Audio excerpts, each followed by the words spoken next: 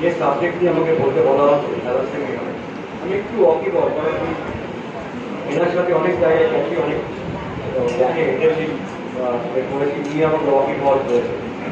আমরা ভবিষ্যতে আরও অনেক কিছু করছি।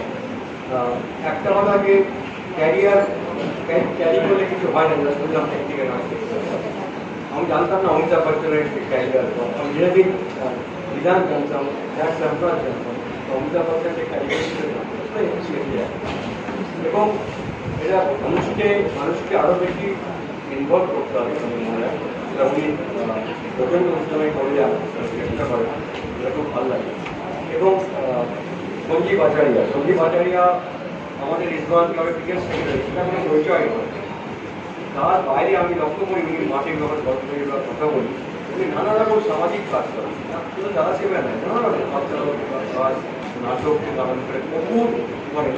সেটা আমাকে অত্যন্ত উদ্বুদ্ধ করে বা ভালো লাগে যে কাজগুলো উনি করেন তার জন্য কোনো রং লাগে না, কোনো দল লাগে না। উনি নিঃস্বার্থভাবে করেন। যে আজকের যে অনুষ্ঠানটা করছেন আমাদের যখন বললো আমি নিশ্চয়ই যাবো, আমাদের পজিটিভ কাজ ভালো কাজ করাই অত্যন্ত আনন্দ উনিই পাবেন। এবং ওনার উপর আমার প্রচন্ড ভরসা রাখি, উনি এত নিঃস্বার্থভাবে এমন কাজ করেন। শুধু বিভিন্ন কালচারাল প্রোগ্রামে খেলাধুলার ব্যাপারে উনি প্রচন্ড সাহায্য করেন।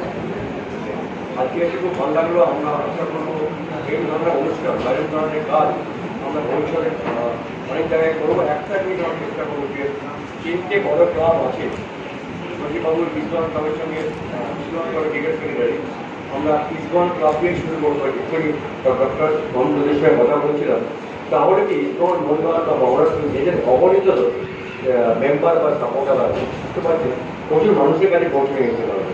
তার জন্য সঞ্জীবাবু তো আছেনই, আমাদের যদি ন্যূনতম আমার সাহায্য দরকার নিশ্চিত করার চেষ্টা করবো এবং আশাবাদী ভালো।